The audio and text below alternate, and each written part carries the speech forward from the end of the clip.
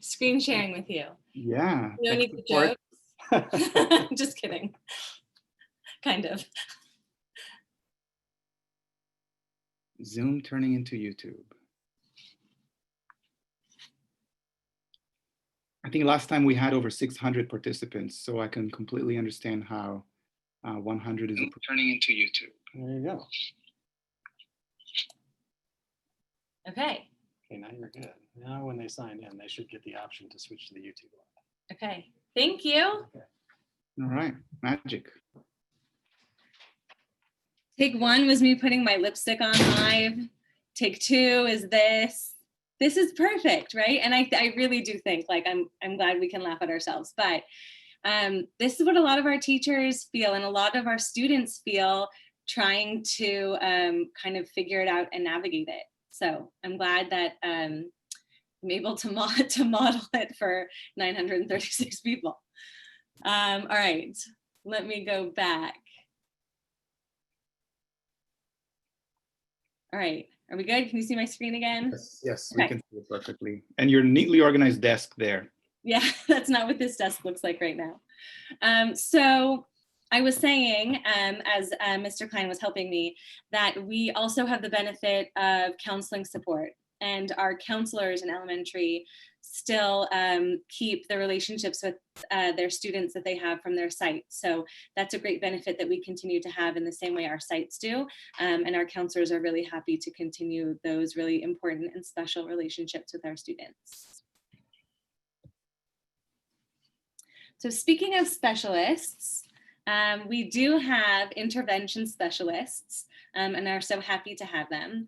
Mrs. Thibodeau is one of our intervention specialists dedicated to the Virtual Academy, and she will be collaborating with classroom teachers and also site intervention specialists together to support English language development and targeted intervention in both reading and math for our students. If you know her, that's her Bitmoji. It looks just like her. She did a great job. I complimented her on it earlier. And then I also wanted to list and give a shout out to the other intervention specialists at our sites who are so important to us and critical to our students and getting them the support that they need throughout the year.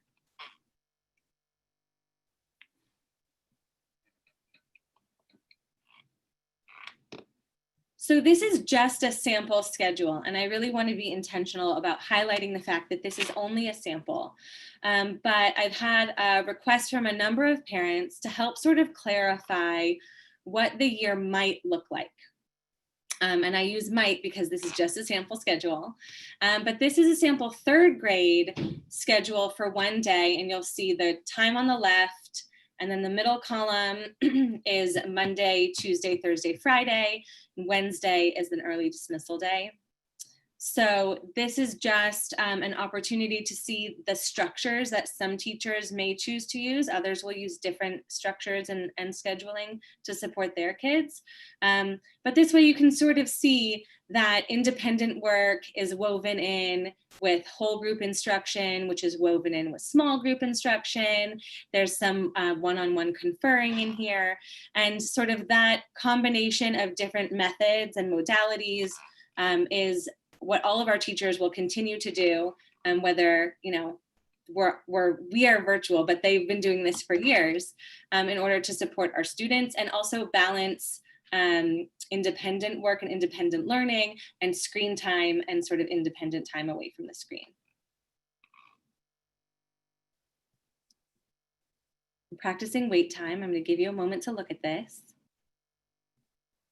Again, this will be recorded so you can always go back to it. Did I skip it? No, okay. There you go, Mr. Cashman. All right, so last time we shared some tips for students. Here's some tips for parents. I think, you know, as much as going virtual is a challenge for students, it could be a challenge for parents, but I think it's also a great opportunity to adjust and do things a little bit differently. So here's some tips. One is make space. Create a learning space that's different from where kids go to sleep. and wherever that may be. Every home is different, every family is organized differently, but create a space that's specifically for learning and away from, again, from sleeping, from eating, things like that. Try to minimize distractions in the learning space. So sometimes as adults, we don't realize that we are walking behind the student, and that means now everybody in the class is looking at, hey, look, that kid has a parent walking behind them. So that's a little bit of a distraction. So just be mindful of that. Create a routine, really, really important. If your child is old enough, have them set an alarm. Students should be dressed. There's something psychological when you are not in your PJs to class. You switch from sleeping mode to being in class mode, being dressed, washing your face, fixing your hair, for some people. Getting ready for school is really, really important, and keep the routines consistent to the best you can. Wearing headphones can be a huge plus. It can eliminate distractions for the students. If you're one of those people, like I am sometimes, where you work from home and you have to have a meeting, or there's something you need to listen to, wear headphones. That way it minimizes the sound for the student as well. Take a break. Take a break. Kids are spending time on a computer and on screens a lot anyway, and now they're doing school on a screen. So it's really important, when there's a break, go outside, get some sun while you can, get some fresh air, and look at something that's more than 18 inches away from you. That's really, really important, both for you and for the students. Ask for help. Things will be challenging, things will be difficult, because it's school and that's what happens, and that's normal. Contact the teacher, contact the counselor, contact the principal or an administrator, or Mrs. Winter or myself. Ask for help. Don't let things get too frustrating. There's usually an explanation for why things happen the way they happen, even if they don't seem to make sense. And related to that, practice empathy. Acknowledge that distance learning is not ideal.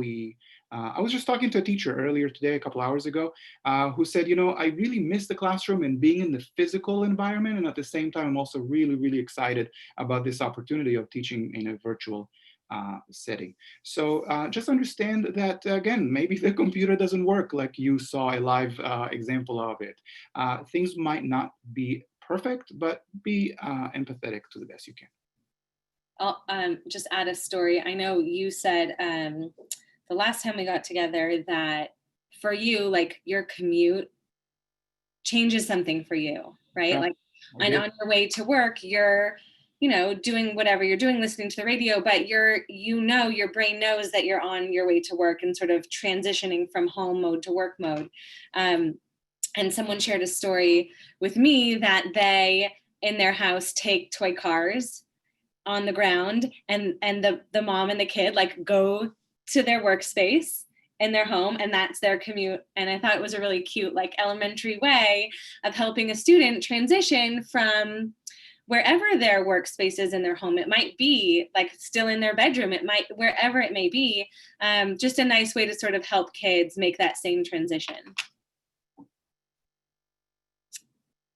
So some final notes. We're updating our calendar, our Google Calendar, and putting this on it as well. So I don't drink coffee at 1:15. I don't know if you do, Mr. Cashman. I definitely don't at 7 p.m. But coffee with the coordinator. 7 I don't, 1:15 sometimes. Coffee with the coordinator. We have 2 different times on 2 different days. So our hope in spreading this out a little bit is that we can meet with many people and give people different opportunities depending on their own circumstances to meet with us. So the first opportunity is September 22nd at 1:15 p.m. And the second is just 2 days later, the 24th at 7 p.m. Slippers with the coordinator. I don't know about that one. And Mr. Cashman and I will both be there, happy to connect with you, happy to continue to meet you and build relationships with you and answer questions. So with over 900 families, a live Zoom is really hard. Although we would like to see your faces, because that's so much more gratifying in building relationships. So we'll continue to do a webinar like this. And like last time, we'll send you a Google form opportunity to send questions in so that we can answer some of those questions for you there. So calendar those if you're interested and able to meet with us. We want to continue to meet with you. And then the last bit of final notes, just a reminder to set an intention for your day, help your students do the same thing, start their days out with positivity, and remember that we can do virtually anything.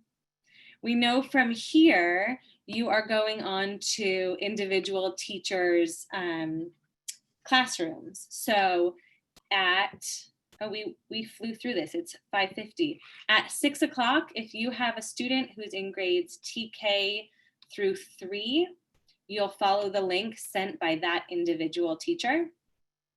And if you have a 4th or 5th grader, they begin with their teachers at 6:30. Mrs. Winter, do you mind if I take this opportunity to answer a couple of questions that I saw in the chat box? Oh, I'm happy to. I can't see the chat box. Thank you.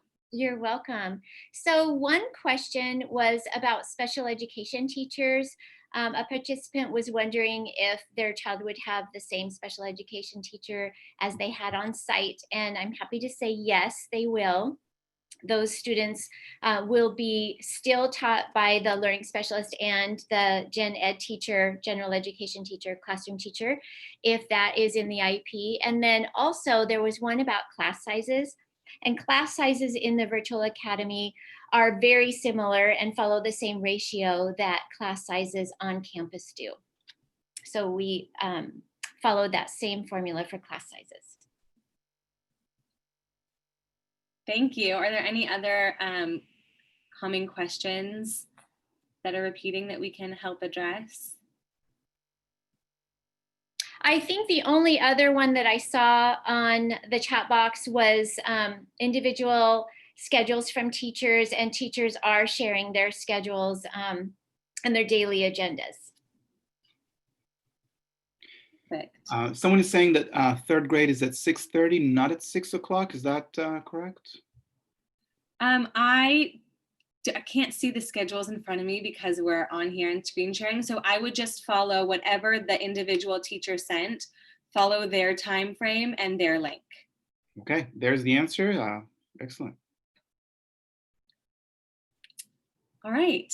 Well, given that, you have 8 minutes until you need to be at your next session. It's a good opportunity to stretch and make sure that you can get on, that you're not applying your lipstick or have tech troubles. I hope that you have a great night meeting with your teachers. We're gonna drop in and say hi too, and wish you a wonderful school year. And we're hopefully going to see many of you on the 22nd or 24th. Oh, one more thing I can address, Mrs. Winter, is yes, we are using the same curriculum in the virtual academy as all our sites. So in all our elementary schools and in the virtual academy, most schools use Go Math and the Center for Collaborative Classroom for English Language Arts, with exception our special programs. So yes, same curriculum that we use in all our schools. One more note. Thank you, Ms. Madden. Yes, so 3rd grade is at 6:30. Am I correct about this? Yes, 3rd grade is presenting at 6:30. Thank you for thank you, Ms. Madden, for that correction. Thank you. Okay, well, given all of that, we're gonna set you free to go to meet your teachers, have fun there. Hopefully we'll see a lot of you. Have a great night and we'll connect with you soon. Good night. Bye, everyone. Bye. Have a good year.